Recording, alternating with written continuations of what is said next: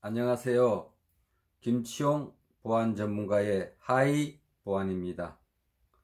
오늘은 6번째 주제로 임직원들의 사소한 부주의가 보안 대형 사고를 발생할 수 있다로 선정하였습니다.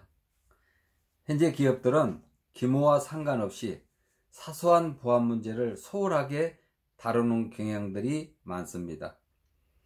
예를 들면 기업에서 보안 규정을 수립하여 보관하고 있지만 임직원들에게 수상한 이메일을 절대 열지 말아라, 멋대로 아무 사이트나 돌아다니지 말아라, 인터넷으로 파일을 다운로드하지 말아라 등의 기본적인 사용 규칙마저도 교육하지 않는 작은 실수를 기업에서는 빈번하게 발생시키고 있습니다. 교육받지 않는 임직원들은 보안 규정을 모르고 이런 내용들을 위반할 수밖에 없습니다. 그러나 기업에서는 위반한 임직원들을 사소한 부주의로 판단하여 보안 규정에 의거 처벌을 할 수도 없는 사항이 발생됩니다. 이런 일들이 반복되어 결국 보안 대형 사고가 일어날 경우 기업의 대응은 어렵고 그 피해 목 역시 기업에서 책임을 져야 할 일이 발생될 수 있습니다. 다른 관점에서 사소한 부주의에 대한 내용을 더 살펴보면 모든 소프트웨어에는 버그라는 게 존재합니다.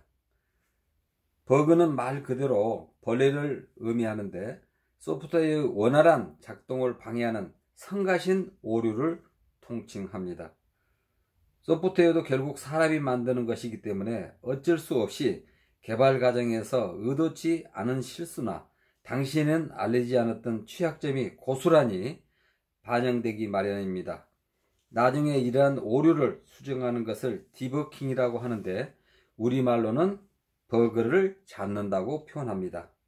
결과적으로 사소한 부주의를 줄여 보안 대형 사고를 줄일 수 있는 디버깅을 하자는 데 있습니다. 이런 관점에서 오늘의 주제는 큰 의미를 가지고 있습니다. 지금부터 오늘의 주제로 선정한 임직원들의 사소한 부주의가 보안 대형 사고를 발생시킬 수 있다에 대해 설명드리겠습니다. 먼저 하인리 법칙입니다. 이 법칙을 정리해보면 한 번의 대형 사고가 발생하기 전에는 29번의 경고가 있고 그와 관련된 300번의 징후가 있다는 것입니다. 실제로 큰 사고는 갑자기 찾아오는 것이 아닙니다. 두 가지 사례에서 나타나듯이 1912년에 발생한 타이타닉호의 침몰 사건도 가속운행, 해상 감독 위반과 같은 작은 실수와 20여 차례 경고를 무시한 결과에 의해서 결국 침몰했고, 우리나라 삼풍백화점 역시 집안 갈라짐이나 기둥에 금이 가는 등 여러 조짐이 있었음에도 그것을 무시하여 큰 사고가 발생하였습니다. 보안 대형 사고를 발생시키는 과정도 300개의 사소한 보안 위반 징후에서부터 시작합니다. 따라서 사전에 점검해서 취약점을 개선시키는 것은 당연한 일입니다. 그 방법으로는 사전에 자가 체크리스트 항목을 만들어 임직원들이 스스로 점검하여 그 결과를 예스, 노에 체크하는 것입니다. 예스 기준은 모든 것이 만족할 때 체크하고 노 기준은 결함이 한 가지만 있어도 노로 표시합니다. 다음은 사전 예방 점검 방법 내용을 세부적으로 설명드리겠습니다. 첫 번째는 특근 계획 없이 야간 근무를 하거나 주말에 혼자 나와서 사무실에서 PC를 사용하는 행위입니다.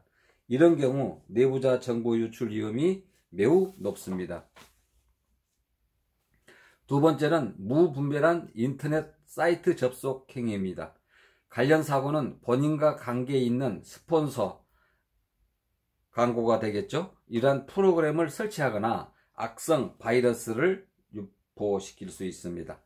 세 번째는 비인가된 외부 저장 장치 사용 행위입니다. 통상 내부 유출자는 개인용 USB를 불법으로 반입시켜 회사의 기밀을 저장 보관 후 유출시킵니다. 네 번째는 승인되지 않는 불법 소프트웨어 설치 행위입니다. 이는 통상적으로 P2P를 이용하여 회사 기밀을 불법으로 유출시키는 가장 흔한 방법입니다.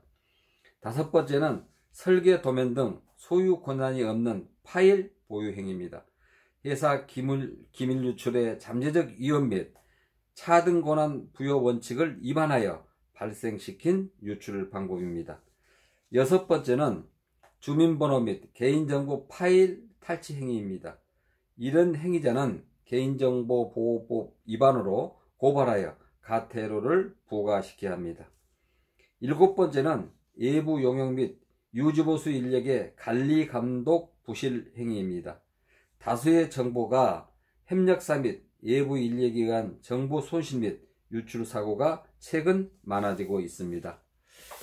이상의 7가지 사전 예방 점검이 잘 이루어져 작은 사고를 사전에 인지하여 조치함으로써 큰 사고를 예방할 수 있다면 많은 도움이 될 수 있는 내용들입니다.